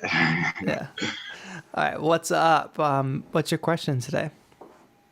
Sorry about my hair. I'm in the middle of just my dreads. It's fine. But, major question here. Go ahead. Um, Make sure you mute the stream. If you have the stream running, make sure you mute it because it's on a delay. yeah, I can see that. I just stopped the screen now. Yeah, there you I'm go. sorry. Major Okay, so, question. What you got for me? I'm starting a music producer, and I was trying to make money off of it as every other producer, but haven't made a single dime off of it. But that's not what I'm really looking for at this point. What I'm looking for is the notoriety of it all. So, like, where should I even be posting my music? Like, should I just put it on my YouTube channel as like free beats? But the only thing that's holding me back from that is I don't want people to like steal them. So what's the worst thing that could happen if somebody stole your beat? I have no idea besides the fact that they're using what I created without my notoriety. Even if I don't get paid off somebody using my beat, I would at least like the notoriety of somebody using my stuff, Here's the hack around that. Instead of putting your beats out for free, you're going to give them away for free. So you're going to find 10, 15, 25, 100 SoundCloud rappers that you really are super into. And you're going to send them your most fire beats. You're going to send all of them your most fire beats. Now, if your beats aren't fire, they're not going to like them. So that's actually step 1. I just skipped to like step 5, but you got to be on step 1. Your beats need to be absolutely fire. If you want any kind of notoriety or any kind of fame to go along with this, like your beats have to absolutely be fire, which means you're making beats every single day. You're listening to all the top producers. You're following trends. You're building on those trends. You're innovating and putting your own spin on things. That's full-time work right there. That's like from the minute you wake up or from the minute you go to school, you get home, you're doing that. You go to work, you come home, you're doing that. You're sleeping as little as you can survive off of, and you're making the most fire beats ever. Then you're taking those fire beats, you're giving them away for free to a bunch of really amazing, either independent like rappers that maybe nobody's ever heard of, or rappers that have a small little niche audience on SoundCloud or on YouTube or whatever. You're giving them beats for free. You just ask them to credit. And if the beats are fire and they take them, now you're exposed. Like if you really only want that notoriety and that attention, all you have to do is get people to use your beats. That said, that's the like producer beat maker route. There's also the route of like you build up your own audience. You build up your own Instagram. You build up your own Facebook page. Like look at your phone and tell me what the first like 5 apps are. For me, it's let's see. For me, my first 5 apps are YouTube, Twitter, Instagram, YouTube, Snapchat. That's the first 4. And then I put Facebook on another page because it's toxic. But like just making content and putting stuff out, that doesn't mean just beats. That means fire photos of you working on beats, fire videos of you working on beats, just stuff that you're into. Like if you follow all the streetwear brands and like Hypebeast and stuff like that, like they post all kinds of like there's this connection between fashion, hip hop, music, culture, like this whole culture around all that exists beyond just the music, but it's all tied into a certain culture. So figure out what kind of culture you fit in and try to build up your page to also fit into that culture. That means like you might post a beat at 1 out of every 5 posts, but people are coming to your page because they fuck with what you do. You know what I mean? They fuck with the page in general. Mm-hmm. So stick with that, build up something around the culture of you, and then people will discover you for reasons other than the music. And then when you drop music, people will be like, oh, this is fire. So that's like 2 routes you can go, and there's no reason you can't do both of them. You need to make fire beats and get them out to like really amazing artists. Also, if you post like beats on Instagram, who's ripping beats from Instagram? Like who's gonna steal your beats when they can type in download free beats? Like if they were gonna steal your beat, go through the effort of stealing your beat, quote unquote steal, they must really want it. You know, it must be a fire beat. You know what I mean? So you want to be at the point where people want to steal your beats. Exactly. Okay. So the way you Yeah, get I like ahead, that. the way you get your name on it and get ahead of it is you just give them the beats and say, yo, here's my beats. And just out of like gratitude, they're obviously going to put your name on it. Like they're going to say, you know, beats by whatever, because you gave it to them. That's an expectation there. Yeah. Well, I like how my question like seemingly lit a fire under you. Yeah, because it's crazy, because I think people guard their music and their art where everything is free. Like everything is currently free. Like I pay for Spotify. Like I pay $7.99, but I'm not paying for albums. I'm not paying for tracks. I'm listening to whatever I want for free. And if I wanted to not pay for Spotify, I would just go on YouTube and listen to all the same music for free that I wanted to listen to, or just listen to Spotify with ads. So like there's not like that people get it so twisted that the way to make money is to be like super guarded about your work and to only give it to like a certain few or to charge this much for it. But what you do when you do that is you limit your audience. And that's not that used to be the world we lived in. It used to be a world where you had to get up and go to Walmart and pay $19.99 for a CD that had 10 tracks on it. But that's not the world we live in anymore. Everything's for free. Everything's out there. So the only thing we have is our personal brand and the quality of our work. So personal brand being like you start the Instagram page, that's all about the culture that you want to be a part of, and also drops your beats. And then the fire beats is self-explanatory. You make fire beats that people need, that people want to steal, that people are begging you for, that people are hitting you up to get. You know what I mean? Once you hit a certain level of people hitting you up to get those beats, you're not there yet. But if your beats are fire enough and they're in demand, that's when you start charging. But you can't start charging before you have a demand, you know? Yeah, I get it. Like this last little hitting question before you Let's do it. leave. Okay, so there's nothing wrong with me just uploading my beats for free on YouTube for anybody to use, right? Just doing that for like solo notoriety to grow my subscriber counts and all that stuff, right? That's correct. And you know what happens is Old Town Road, Lil Nas X, like biggest track in America for months and months and months, and now he's one of the biggest artists in America. How did he make that? With a beat he got on BeatStars or something like that, like a beat he got from somewhere random. That's nice. And then he goes back and gives credit. So the worst thing that could happen is somebody takes your track and it's never heard of. Like they stole your track, they didn't give you credit, and nobody ever even heard their track. They played it for their 5 friends and everybody thought it was trash. The best thing that could happen is somebody steals your track and gets a record deal and gets the #1 song in the country. That's what I don't want to hear. No, you do want to hear that. Don't get confused. I mean, yeah, because my song got me that far. But then people will figure it out. Not only will people figure it out, you have artists like Lil Nas X that are going to, you know, give you credit anyway. If somebody's hitting #1 or making any kind of waves with the track they use your beat for, they're giving you credit. They're finding you. They have to pay out royalties or licensing anyway. Hopefully they would hook you up with that. But you have the proof in the pudding. You say, I posted this beat on this day. This song dropped on this day. This is where they got the beat. And suddenly people find you and figure it out. Like, oh, this dude produced this #1 track. That's the best thing that could happen. Somebody steals your track and gets a #1 hit.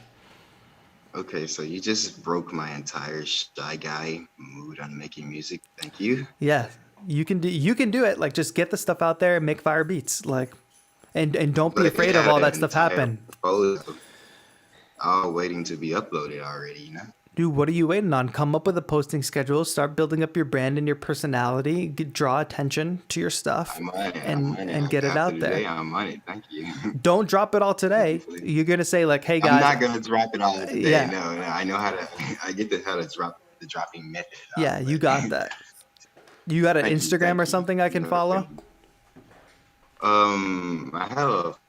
I have a Facebook. I just made an Instagram, so maybe next time we do the Music Mondays, I'll do it. I just made an Instagram sure. for my business. Anyways, I got like a regular. Okay, so catch me next Music Monday. I'll Got be sure you. to call you, and I'll have it all ready for you. Okay. Awesome. Good to know. I look forward to it. Okay. Good luck. You too.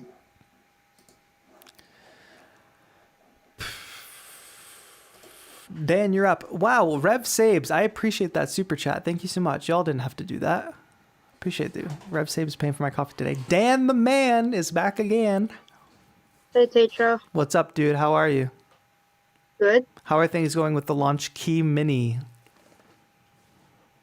Great. Hey, you got it and ready to go. What's up?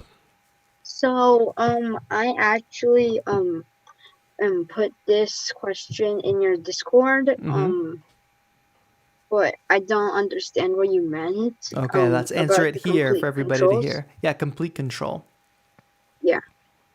So you're trying to use Next to complete myself. control in Ableton Live, right? Yes. So complete control is like, it's kind of like its own standalone program. You can go on your computer, you can open up complete control by itself, but you can't like sequence and make music within complete control. What we do is we open it up like it's a virtual instrument within Ableton Live. So we open up a MIDI track, and then you go into your plugins folder, which hopefully you've set up your plugins folder so that complete control is there, and you grab the VST, you drop it into a MIDI track, and now complete control is like the hub that contains a bunch of different sounds within it. So now you pick the sound within complete control, and it's already in Ableton Live, and you make the music that way. You just play it like it's an instrument in Ableton Live, just like if you dropped operator onto a track. Same thing with complete control, but you got to pick the Okay. sound within complete control. Okay, because I don't think I have my plugin folder like ready. I still have like plugins everywhere. Yeah, Like make on sure my you want to desktop, put them and all then- in the same folder. You want to make a folder that's just called plugins, put everything there, and then make sure in your Ableton preferences that it's using that folder to find the plugins. Was that helpful? Was that better explanation? Yeah, definitely. Thanks. I'm trying to make a new beat because I want to start releasing music like on Spotify, SoundCloud. I want you to start releasing music too. So when am I going to be able to hear something? Probably like in maybe 2 months, maybe around 2 months. You have one or a month.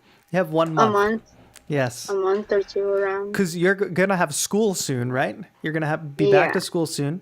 So before you go back to school, you got to finish a track because you're going to have not as much time as you have now. Think That's about it. true. And I'm about to start middle school. I'm going to 6th grade. this And year, that's so it's gonna huge. be- So that's the challenge for you. Is next week we're going to check in on that, and you're going to let me know if you're on track to release a track or finish a track by the time before you re-enter or you enter middle school. Okay. Okay. Challenge. Thanks, It's Tisha. up to you. And, last quick question. Let's do it. What do you like once I start uploading music and stuff? I Mhm. don't. I like people know you as TAETRO. That's true. What would be like my like artist name? I'm still thinking of it. You got to come up with that, bro. Maybe next week you come to us with a bunch of choices and we help you pick a dope artist name. But for me, I made That's what I was music. thinking. I made music under different names. So like I have completely different names that nobody in this chat has ever heard of that I made music under. TAETRO for me became like the thing that I latched onto. It's actually my last name, but it's spelt differently. My last name sounds the same. It's just spelt differently. So you could come up with something like that, something you're super into, something that's meaningful to you, something that's catchy. You can come up with something. So next week, think about some names and we'll see if you have any good ones next week. Okay. Awesome. Thanks. Thanks for calling in, dude. Bye. Peace out. Last call, Nick Lovin. Oh, shoot. What did I just do? Yes. Nick Lovin is going to finish out the show today. I'm glad the show lasted long enough to be passed. Nick Lovin, you had a meeting, but now I think this stream has lasted longer than your meeting. So you get to close out the show today. Oh, man, you have no idea how good that makes me feel. Last call. What you got for us today? So, first of all, I just wanted to say to the last caller, with the name idea, just think of something that you really like. Like Nick Lovin is from Superbad, right? Mick Lovin. Yep. A lot of people either hate it or they love it. Just don't think about it and just move forward with it. Funny. Really. You know what I mean? There's also the thing of like Apple is a computer company. But if I dropped you onto this planet and you never heard of Apple computers or didn't know anything about Earth, and I said there's a company called Apple, what do you think they do? You would not say a computer company. Yeah, right. It'd be like, what farm is that? Exactly. So there's that. Like the artist makes the name. Yeah, right. Exactly. Okay, so here's a question, right? We're pretty much almost that same age here, 26, Both 28, from Massachusetts? Same Knicks. You were in Massachusetts. You're in the East Coast. Sorry if I said a little too much information, but I wanted to know how your transition was from the East Coast to the West Coast, and what are some pros and cons? Yeah. Well, what's weird is my girlfriend and I both. So I do the YouTube thing and the Instagram thing a little bit for music. She does Instagram. She has a much larger audience than me for fashion.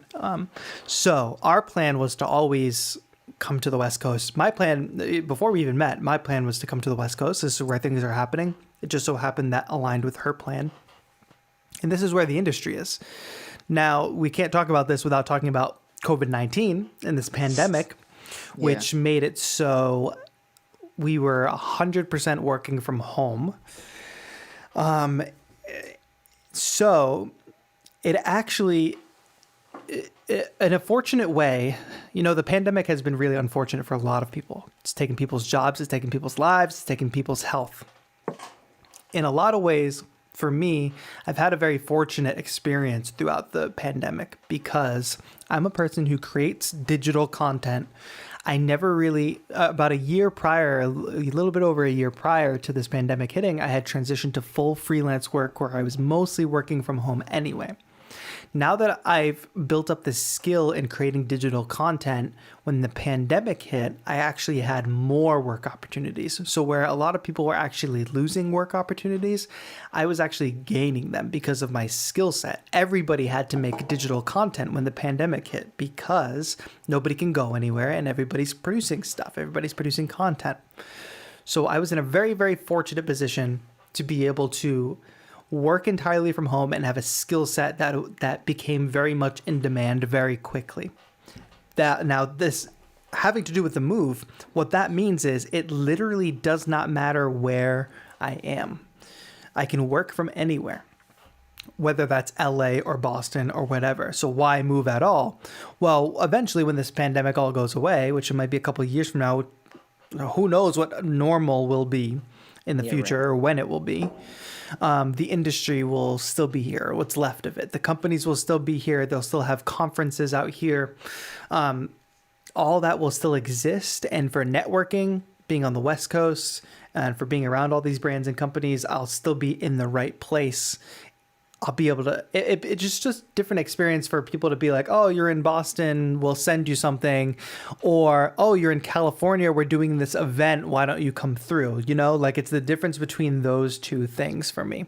So the pandemic actually made moving easier because it didn't matter where I was and I could move and transition to here. And it's kind of been business as usual. There hasn't been much of a change. So far, what I'm loving is the warmer weather. I'm loving, it's just a different kind of apartment that we're in. So we have a nice balcony. I love being in a downtown area. I was in a slightly more suburban area of Boston. It was still Boston, but slightly less in walking distance. Here in downtown LA, everything's in walking distance. I don't have to go out as much.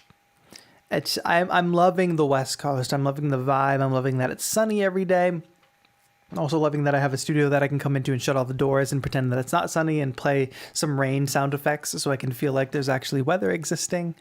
But it's just like with anything, a change of scenery it's a new inspiration, right? So now I'm in a major city downtown that's obviously impacting like my energy, the music that I'm creating, the vibe that I'm creating, and I'm just trying to embrace that because there's moments in our lives where we go and we experience different things, or we move to different cities, or we just go different places, vacation or whatever, and embracing those moments in time and what you can create only in those moments in time, only with that feeling of something new or something different. If you really embrace those moments and create something new out of them, I just think that that's really exciting, and it's an opportunity that should not be wasted. That's awesome. It sounds like there's absolutely no cons. Yeah, well, the thing is, like, it costs a ton of money to move, obviously, right? The moving process in general was an absolute nightmare because you're dealing with moving companies that are taking your stuff across the country. That was the biggest con, but that's over. That's over. That the end of sentence. Like, that's over, and now all there is like some benefits. So like now all there is, you know, I'm a little bit further from my family. That's another con. I'm much further than from my families, but you know, we're still able to connect virtually, and I'll obviously be visiting home, but you know, it's the opportunity. It was the right time. It was the right place, and now the challenge is to make the most of it and to make it sustainable. You know. Well, I think you're doing a great job, and I've seen the past couple of weeks, or the course of 2 months that you've been doing it. So, I don't know how many people have told you this, but congratulations on that move, because it's really big steps to go from the East Coast to the West Coast. I mean, even just thinking about it is just messes with your brain a little bit, especially being away from your parents and your friends and whatnot. But prove a good point.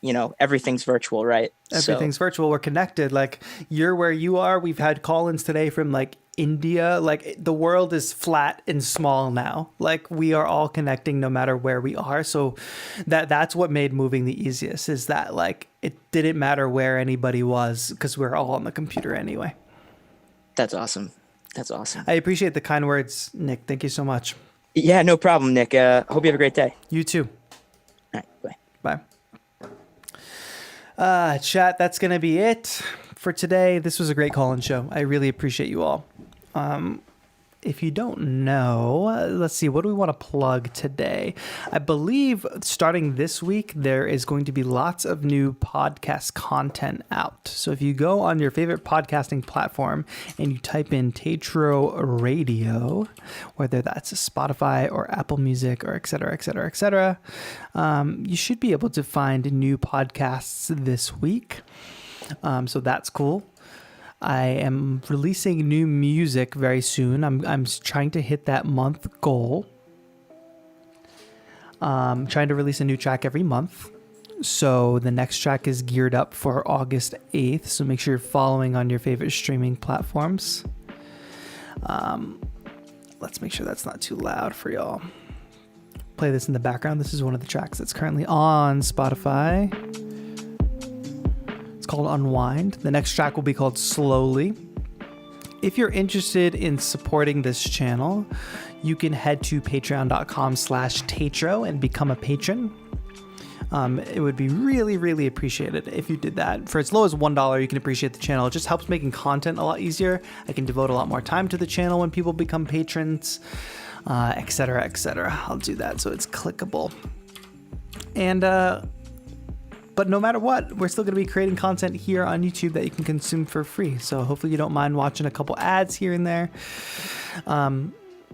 and you actually enjoy the videos on the channel. It's really helpful if folks subscribe. So we're moving the number a little bit. So just under 80% of folks who watch my videos actually are not subscribed, which is, kind of sad. So make sure you subscribe and consume the content, and any opportunity you can get. Like, I'm trying to post beat videos every Tuesday, right? Like, when you see those videos pop up, click on them, give them a listen. They're usually under 2 minutes long.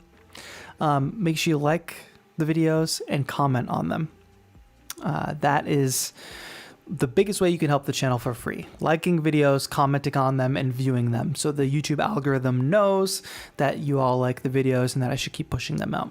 If not, I'm just going to keep trying to make new videos and try to find things that you all do like. But I really appreciate you all. We're live every single Monday, where you can call in to Mentor Monday and ask your questions here on YouTube. But I really thank all the callers today. A lot of really great, inspiring calls. Check out the podcast feed on your favorite podcasting platform. Look up TAETRO Radio.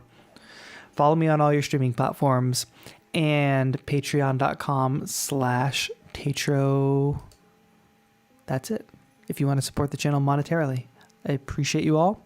I think I fixed my thank you screen since the last time I went live, but if you see a black screen right now, I apologize. Thank you all so much for watching. This has been TAETRO. Have a good one. Yes, I did fix it.